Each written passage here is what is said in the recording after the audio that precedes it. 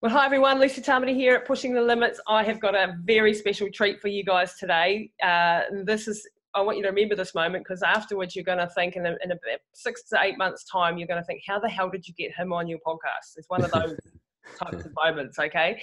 So I'm sitting here with Tom Cronin, who is sitting in Sydney, Australia.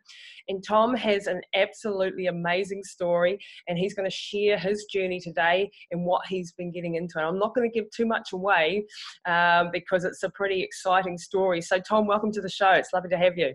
Oh, it's great to be here. Thanks for inviting me along. No, it's excellent. So, Tom, I want you to give us a little bit of a background on who you are and what you've been doing for the last, well, I know that you've been in finance for 26 years, I believe, and how your life's taken this massively different turn of late. Yeah, I mean, it meanders life, doesn't it? It's an interesting process. It's not a straight line. It's like a river that sort of flows around bends and corners. So I started off in finance as a broker. I really was ultimately going to do journalism and write articles for Time magazine. That was my dream. But I had some months to fill in before university started after backpacking around the world and blew a lot of my money traveling. And so I got back to Sydney and decided to just apply for a bunch of jobs and landed by default on a trading room floor trading swaps and bonds on international finance markets. And it was 1987. And if anyone's seen Wolf of Wall Street, that was the same year, 1987, he started his career. And it was very, very similar to that. It was like a massive trading room floor, lots of people yelling and screaming, predominantly men. And it was really crazy times. It was kind of like unchecked. There was no HR and, anything went. So a lot of that crazy stuff was actually happening back then. It kind of gave me shivers to watch that be portrayed and remind me of what my life was like, when I was sort of my late teens, early 20s.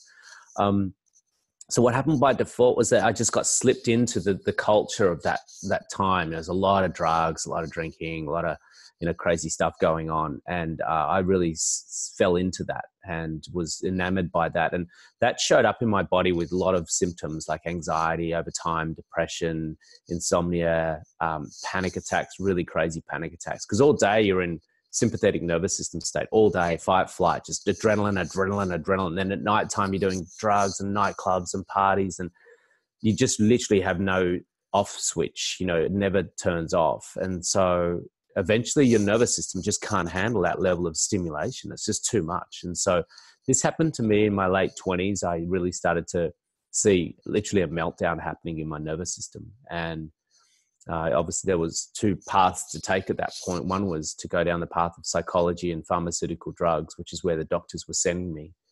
And the other path, which I just felt the doctor's path and the psychology and the pharmaceuticals just wasn't the right path for me. I don't know why. I just intuitively felt that wasn't the way to go. And that's when I explored meditation and Eastern philosophy and the mind and the nervous system. And a bit like your story, it just blew me away what I started to sort of discover. And I really felt so drawn into this space, and I could see such immediate results through the meditation that I literally brought it into my life, and everything started to change. And look, I didn't just suddenly walk out of finance. I actually stayed in that job for 16 more years. Wow. Doing broking, but just not drinking, not doing the drugs, and meditating twice a day, going to retreats, and then started doing my teacher training and became a meditation teacher part-time while I was still a broker.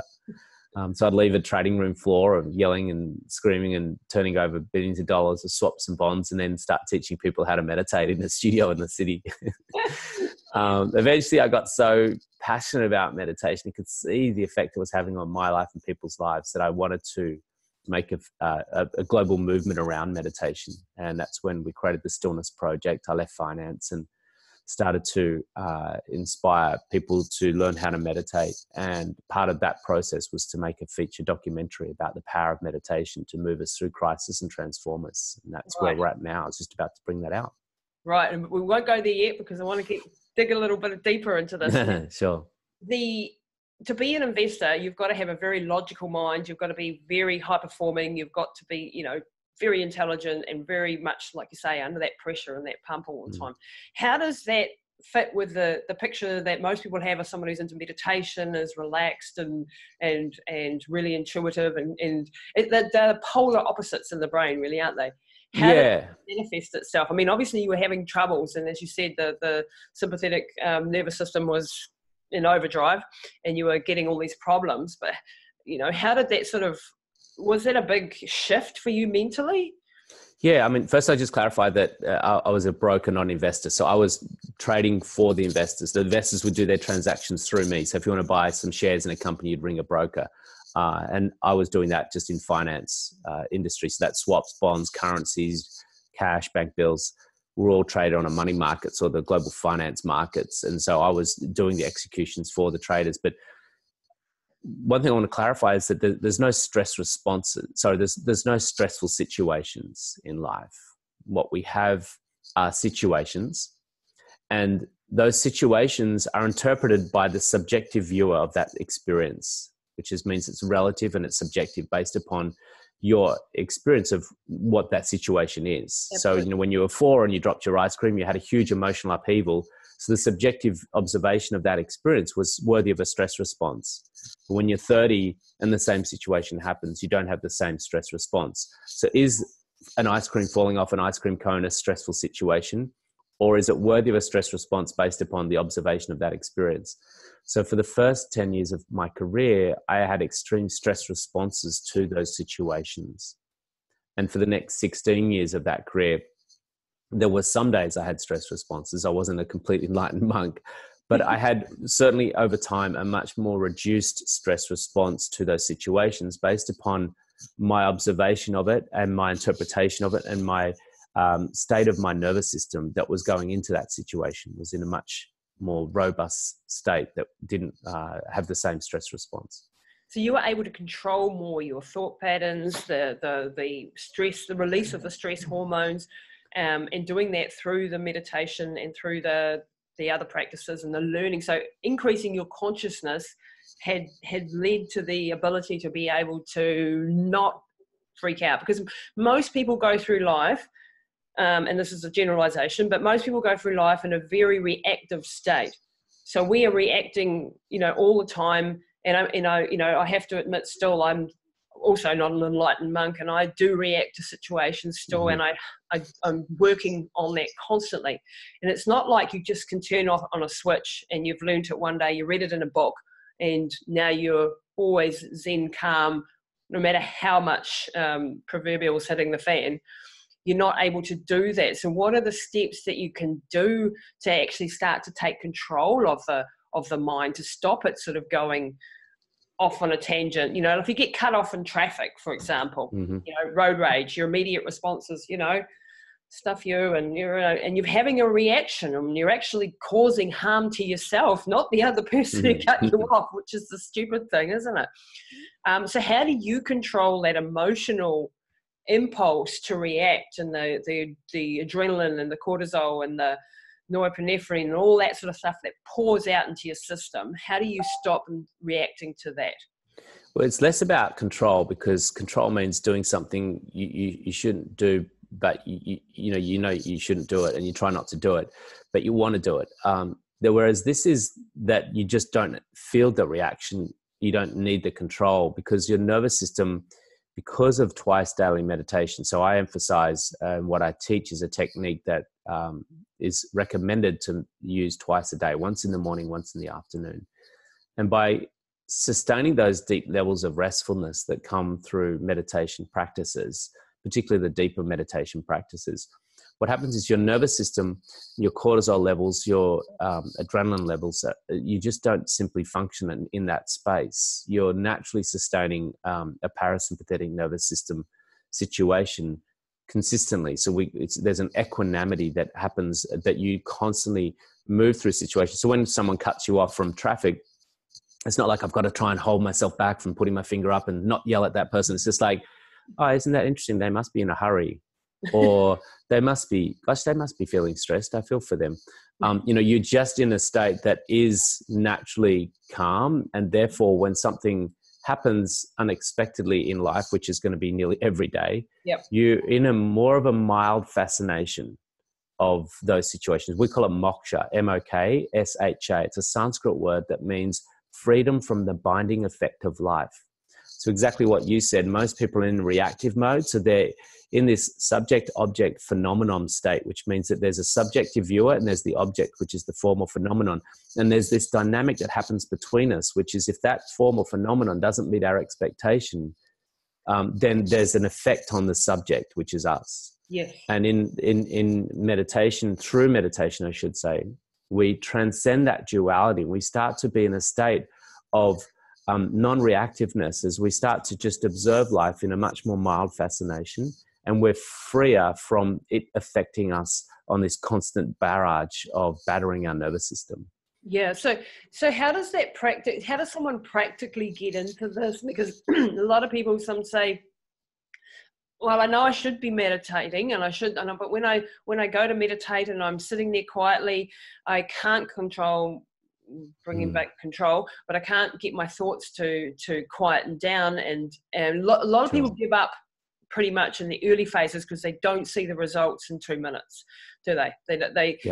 You have to overcome this state. And I know that in my life, I've been very, in the past, very super overactive mind, and very, much about high performance and go, and constant pressure on the nervous system and constant, and you can operate like that and you achieve amazing things, but at the same time you're not happy and you're falling to pieces on the inside. Mm-hmm.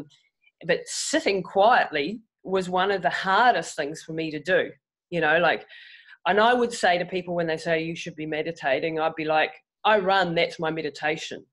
Why is that not a meditation? Because I now understand why, but I want to, what's your take on, saying, well, running's a meditation, just like sitting there. Why do I have to sit still? Why do I have to actually quieten my mind in that way?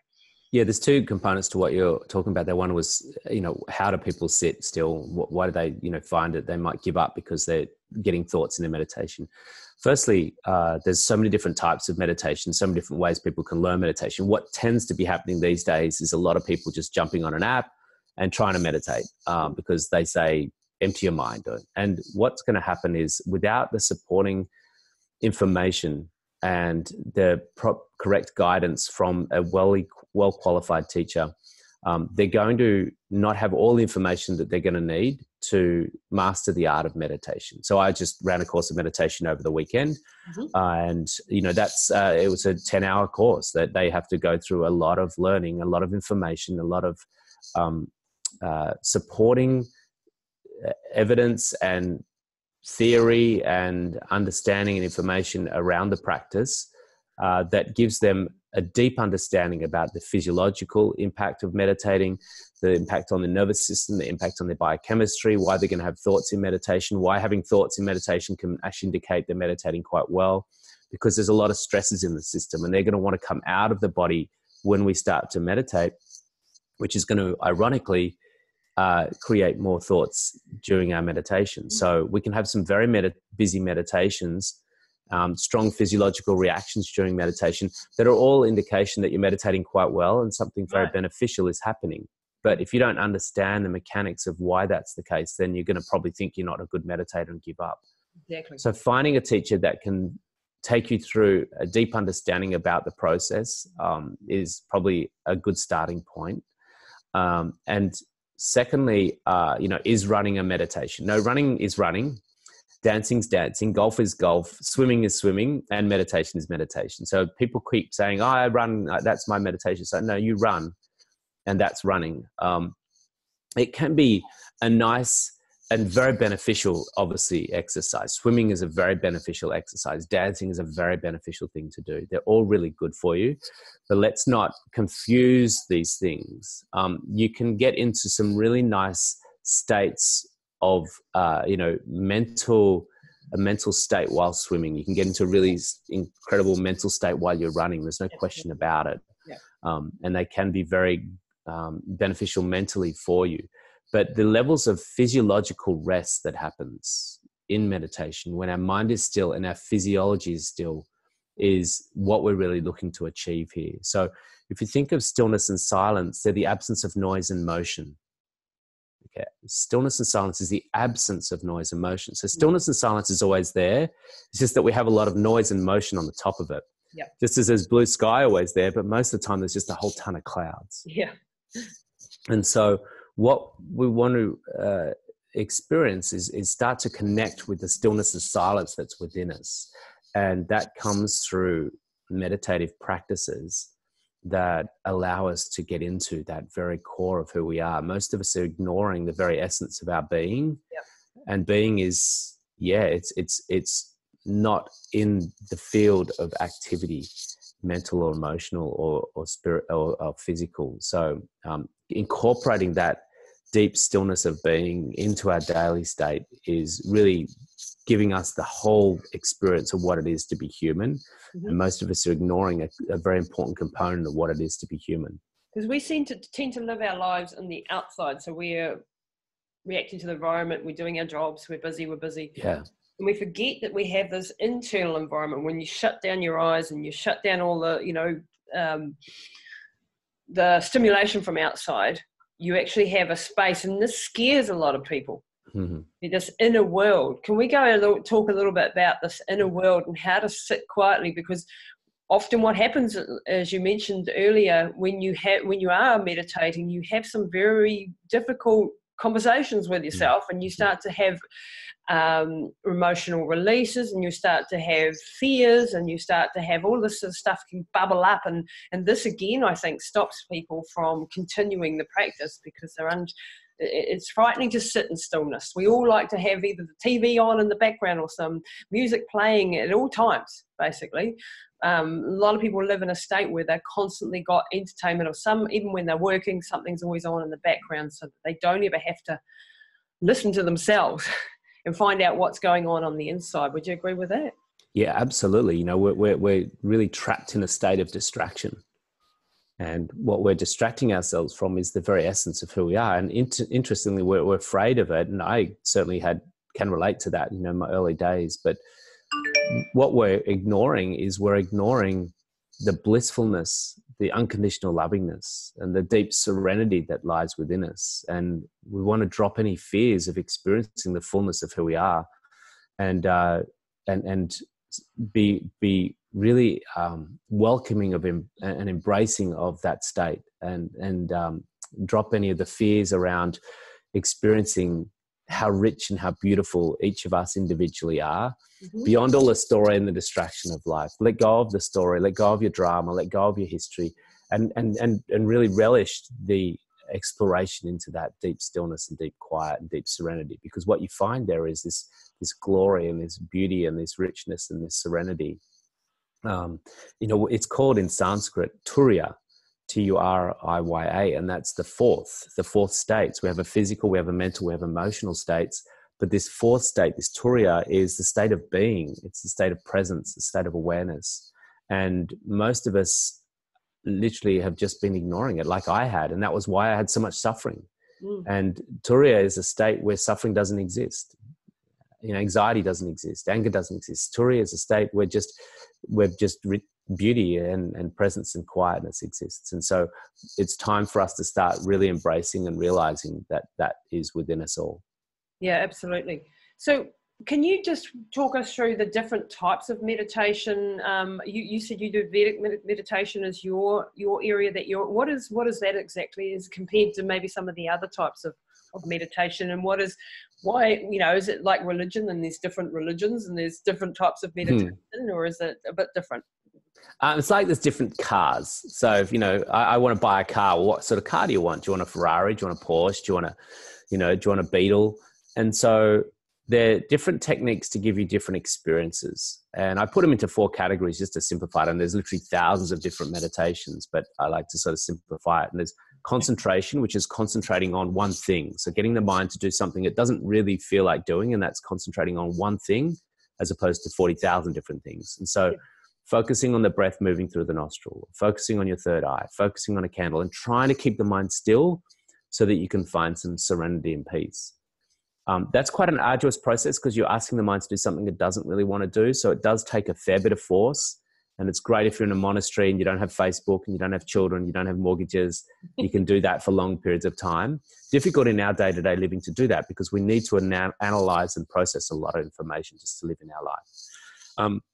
We've got contemplation meditations, and these are really beautiful. And it's about attention settings, gratitude, visualizations, chakra clearing. So you are thinking and you have thoughts changing in your mind through the process of contemplation meditations, but you're just being proactive with the mind. So it's a bit more of a mindfulness sort of experience of meditation. Then we have chanting meditations, which you'd be sort of chanting out loud, at a yoga class, Om Namah Shivaya, Om Namah Shivaya, Om Namah Shivaya, Om Mani Padme Hum. There's lots of different chants you can do. And they're really beautiful, generally more practiced in group experiences. But again, you're saying something out loud. There's some levels of motion and activity. And then you've got your deeper transcending style meditations. And that's your Vedic meditation, your transcendental meditation, primordial sound technique, where they're using primordial sounds or Bij mantras to take the mind into deeper internalized states of quietness. And the mantra works as a device, as a vehicle to move the mind in a direction it doesn't naturally go. Like we were talking before about distraction, the mind is naturally compelled to go into the outer world where it finds a lot of outer world distractions like Facebook and Tinder and The Bachelor and, Donald Trump and all your stories and dramas. Whereas the mantra takes the mind in the internal direction into the subtler state of reality, which is the quiet world of formlessness. So no forms, no stories, no drama. And that, for me, was the meditation that I found the most effective and the most efficient to get me into those deep states quite quickly. Yep. And that was the meditation technique that I found was most effective with my students. So I chose to teach that meditation technique only out of my own personal choice. And it's not to dismiss any other meditation techniques that people are practicing or using. They're all beautiful, and just to do your own research and find the one that you want to do. And that was the one I wanted to do. And they would all be beneficial for you. Yeah, in different ways. Of Dr. Bruce Lipton and his work with Yep. epigenetics and the biology of belief. So I love Dr. Lipton. I'm hoping to get him on the podcast too. But he talks about the subconscious mind and the conscious mind and how powerless our conscious mind is compared to the Goliath of our subconscious mind, and that it runs all these programs that we've downloaded mostly in childhood in our first 7 years, and how we are controlled and running on this autopilot most of the time, that then can sabotage our efforts and our conscious efforts. He talks about, for example, self-hypnosis and reprogramming the subconscious mind. Can meditation be also a tool to do that type of work? Yeah, absolutely. Beliefs. Yeah, we've actually have three minds. We have the conscious mind, which is what you're using to think on a daily basis. We have the subconscious mind, which is a deep programmed state that happens, like you said, between 0 and 7 predominantly.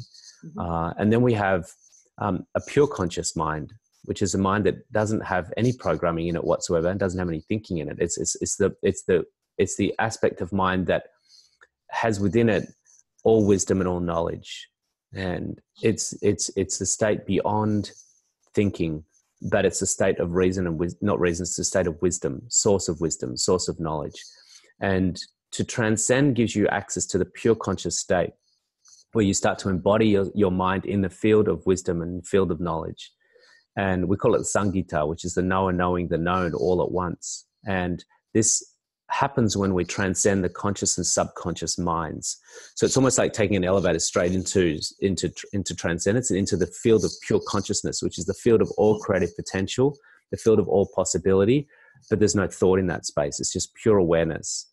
And what happens from that space is we start to correct and purify the subconscious and conscious minds. So from that place of observation, we're starting to go, wow, look how I'm conditioned. Look how I'm programmed. Look how I function. That's interesting that I think that way. It's interesting that I've been molded and conditioned that way. So you can look at the conscious mind and the subconscious mind from the pure conscious mind. Wow. And that gives you this great ability. And that's where a lot of Joe Dispenza's work comes from. And I'm a big fan of Dr. Joe. So it's that ability to purify the intellect not just on a conscious level, but also on a subconscious level. And that's the work that needs to be done for all of us, because we're so indoctrinated and we're so programmed, you know, that we're just, like you said, where most of us are running, myself included, run on an automatic pilot, partly through our society, partly through our genetics, partly through our, you know, conditioning of our family. And so there's a lot of programming that we're going to need to upgrade your mind. Yeah. And is that higher state of consciousness, is that then you know, for the want of a better word, the God consciousness, you know, is that tapping into the universal state of consciousness, whatever, you know, people believe different things of a higher intelligence and a higher consciousness, is that tapping into the wisdom of the world then? And absolutely. Wisdom of the universe. Yeah, absolutely. Yeah. So wisdom's innate. It's not like, you know, it gets channeled and put into books. It gets channeled by people and put onto seminars. But it's ultimately, it's an omniscient and omnipotent thing. You know, it can't be exclusive of you. You know, it's like you're a container submersed underneath the surface of the ocean. Yeah. So what's in your container, what's around your container is the wisdom.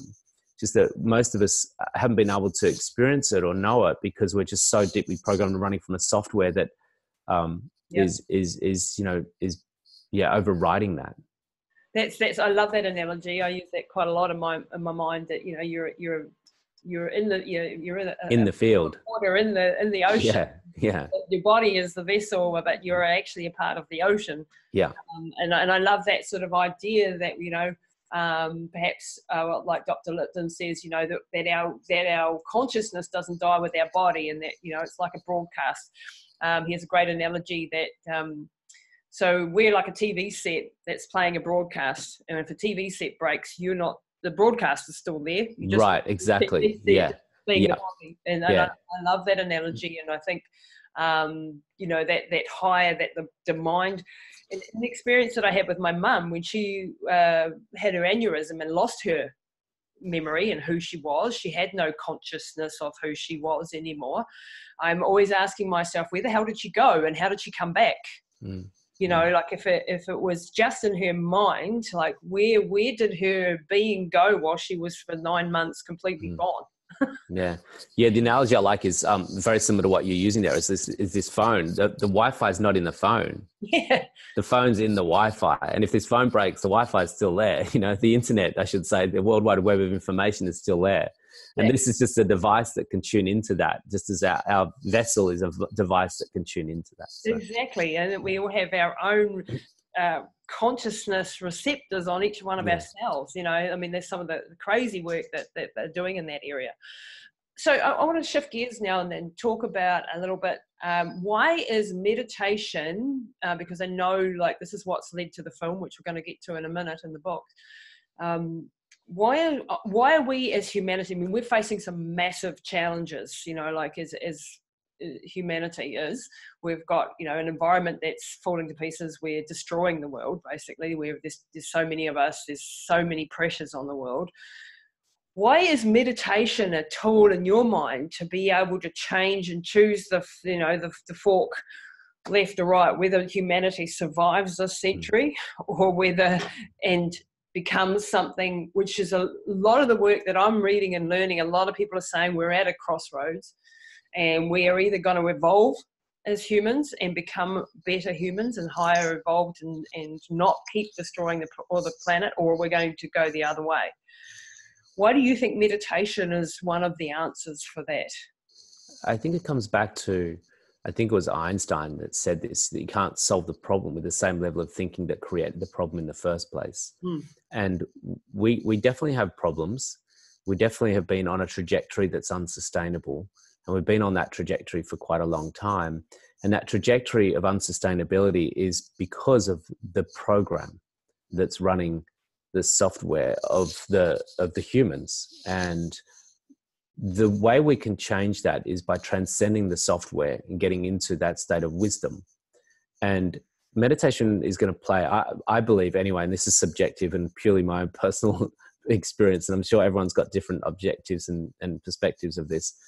But for me personally, having seen how much meditation changed my habitual patterns of behavior, not entirely, but it certainly has played a big part in that.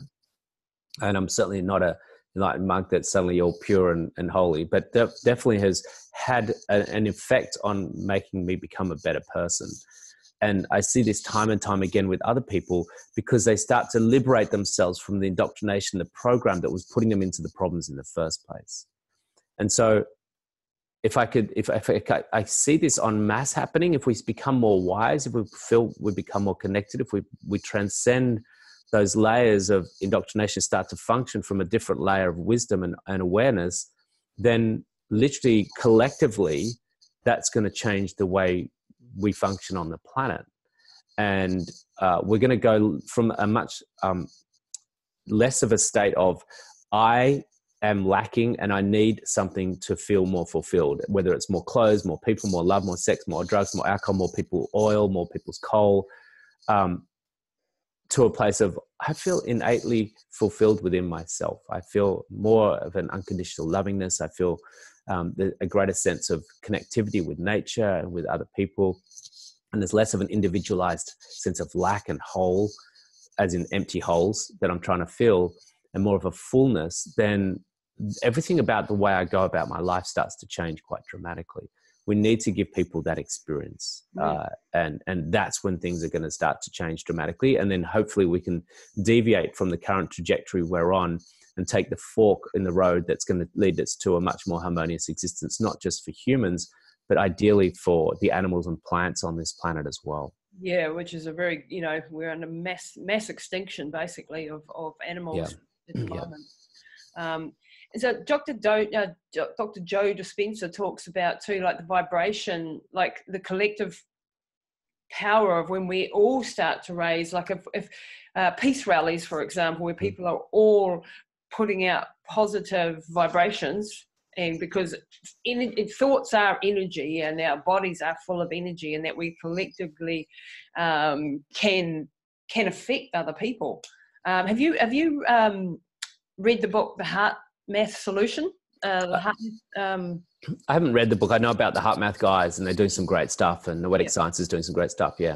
Yeah. So that theirs is being able to tune into the heart, and the heart has its own intelligence, and the heart has its own intuition. I'm partway through the book now, but all of these, so many people saying a similar message, and the science. What's exciting for me is that the science is starting to back up what the people who were classed in the woo-woo, world. The science is actually starting to show that this stuff is actually real, and I've got a very scientific mind in that respect. I like to know what makes. So I don't want to be just told go and meditate because it's good for you. I want to know why is it good for you, and I want to understand the mechanisms by which it helps you. And I think it's fantastic now that we're actually getting the research through from the top scientists in the world. We're actually finding out that this stuff actually does make an impact, and this is the method that it does it. And that's quite fascinating too. I'm reading, also the an old book, Think and Grow Rich, Napoleon Hill, and I'm absolutely shocked, which is a book that everybody's known and read, but I don't know, it's 80 years old or something, and a lot of the stuff he's actually saying back then that is actually being proven right now, and all of the stuff seems to be going in the same direction. It's very, very fascinating stuff. So Tom, I want to go now into your project that you've taken on, and this has been 7 years in the making, and I want people to understand this. When you see, I want you to tell them in your own words why you started this project with the portal and Into the Portal. Tell us about the movie and the book and where it's going. When I started to see the power of meditation in people's lives, and I really wanted to share it with the world in a big way. I couldn't understand that this technique, which had been around for 5,000-10,000 years, wasn't being embraced en masse by the world, because it was profound how it changed my life and other people's lives. And I could see that time and time again, it was just a great device to make our lives better. And I set about to do two things. One was inspire 1 billion people to meditate daily through the Stillness Project. And then part of that was to create a film that would show the power of this technique. And I didn't want to show a film or make a film that was, hey, you should do this because X, Y, Z. You know, I didn't want it to be a lecture. I didn't want it to be just information. I wanted it to be moving. I wanted it to be immersive. I wanted it to be experiential. I wanted it to be a film that had never been done before, that was quite groundbreaking, because then it had more potential to go viral and reach more people. And so that's where the film basically was born, called The Portal. The portal being the process of meditation, transcending. And the book came off the back of that, the film and the book coming out very shortly. Wow. And we spoke before we started recording about what that journey entailed. That really interests me. Give people a little bit of a background of what it takes to actually do something of this nature, because we sit down in front of the telly and watch Netflix, and we watch The Secret or something like that come on, and we go, oh, that was great. Wow. You know, awesome. On to the next one.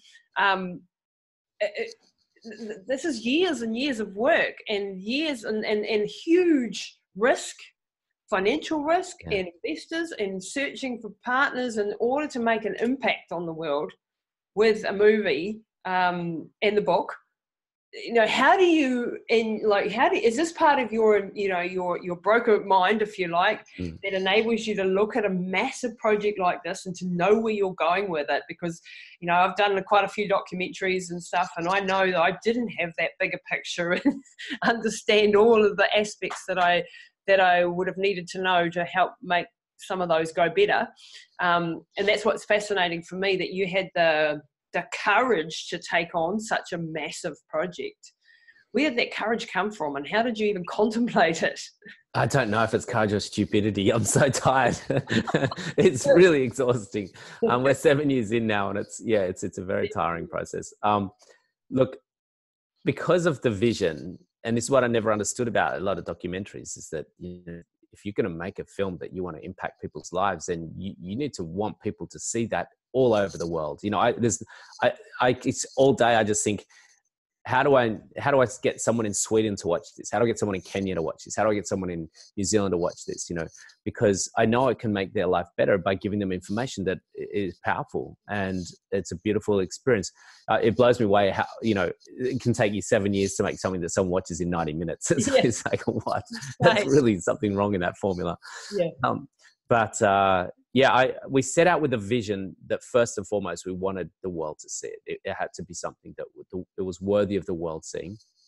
So we had to raise money from investors, who are an amazing group of people, incredibly patient and very supportive. And they're just, you know, we're wonderful to be working with them and for them.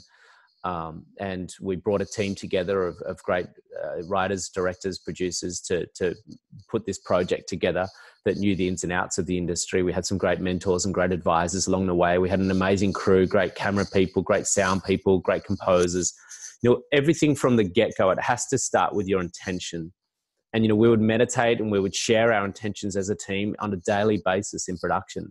Wow. So that we continually set out to set a standard that was worthy of that. And of course, it's not perfect, and, you know, everyone will be able to watch this film and they'll be able to find flaws in the process, but hopefully it's unique and special and moving, that they see the richness and the quality in it as well.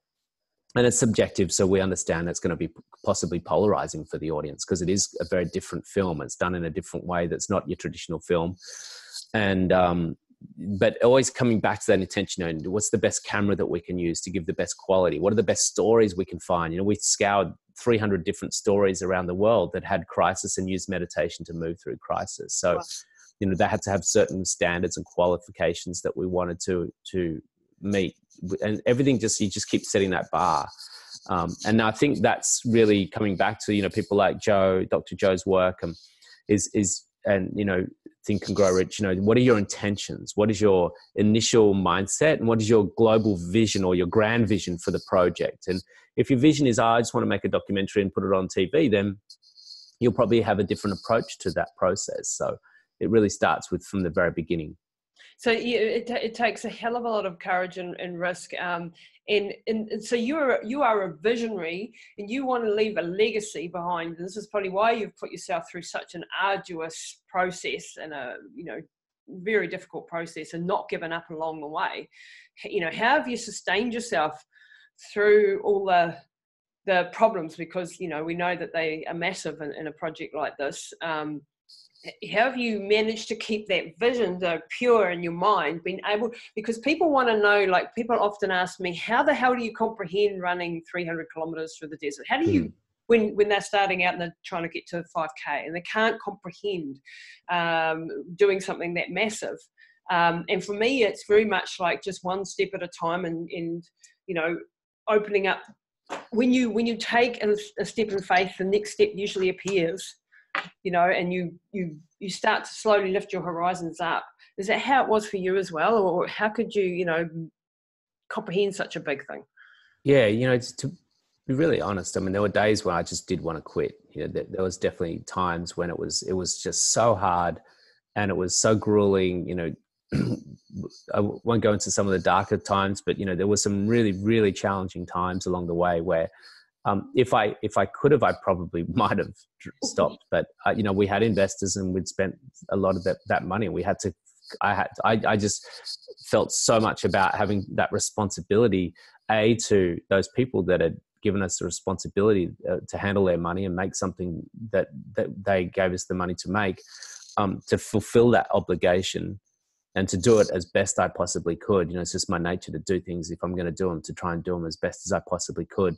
But I had a word of advice from one of the men that was in the film, a wonderful gentleman, Daniel Schmachtenberger, who's an incredibly wise sage. And I highly recommend everyone look him up, because he's a profound sage and futurist. And he whispered to me when I was talking to him on the side of the filming one day, how I was finding the process quite challenging at times. I love teaching meditation. I love running retreats. I love coaching, but making a film, oh my goodness, talk about being tested. He said to put myself in the shoes of someone that's struggling, that needs to see this. Perfect. And forget that you're here, and ask who needs to see this now. Love that. And it was an immediate shift. It's not about me. It's about, and it's not even about a legacy, because even that for me sounds like something that I want. It's about just, how can I just make someone's life better? That's such a powerful thing, and I can so relate to that with the book that I'm trying to get out, which has been 2 years in the making. On a smaller scale, obviously, but I've been having, oh my gosh, how am I going to get through this? And it's obstacle after obstacle and problem after problem. And what gets me through is to thinking, there was a couple of books that I had during the darkest days with Mum that got me through, and this is my way of giving someone else that book that will be the light for them. And if it can help one single person transform their lives because this book was written, then this whole thing is worth it. Absolutely. And when you're like, speaking on stage, you do a lot of speaking, you get, you're nervous before the event, and you get up on stage, and I always try and put myself in the shoes of the person who needs to hear from me today. And immediately that shifts my whole focus as to what's important here. And it's not my ego. It's that person needs to hear my message. And I don't care if the other 99 people in the sitting there don't get it, that one person needed it. And that attitude really changes the ball game for you, doesn't it? When you absolutely take it's not about me away from it, and you become pure service, if you like, to what you're doing. So Tom, as we start to wrap up here, where can people, like, when is this movie and the book coming out? Where can they find it? How can they get involved with this? And where should they start if they want to start meditation as well? Just so we really want to make an impact with this show. So great. With the film and the book, the best place to go is entertheportal.com. That's enter, ENTER, and then theportal.com. And they can find all the screening times. We start screening in Australia. The Q&A start on the 10th of October in Sydney, and we travel around Australia. But the national release is on the 17th of October, so that everyone can buy tickets in their local cities for that. We are screening in Auckland on the 7th of November for at least 1 or 2 weeks, depending on how well it runs. So everyone can watch it at the Rialto Cinema in Auckland, and that's on our website as well. So you just go to watch the film, and you'll see on the top of the page, watch the film, then you'll see all the cities that you can watch the film. And then if it's not screening in a capital city, if it's not screening near you, you can actually host your own screening. So we've got a platform called FanForce. We've already got people in Kansas, in Scotland, in Frankston, Victoria, lots of different cities popping up now where people want to host that screening and show it to their audience, their yoga community or their meditation audience or their football club. They can put a screening on themselves. And the company will help support those people to do that for them. And that's going to be quite a big part of what we'll be rolling the film out over the next many months ahead, probably 12 months ahead at least. So all of that's going to be happening on the website. They can get the book and the film there.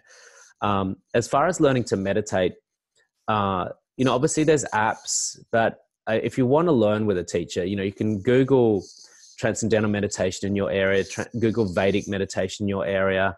Find a teacher in your vicinity that's teaching a technique and do your research. Find meditation techniques that, even within Vedic meditation, there might be teachers that you resonate with and teachers that you don't resonate with. So there's techniques you'll resonate with, there's teachers you'll resonate with.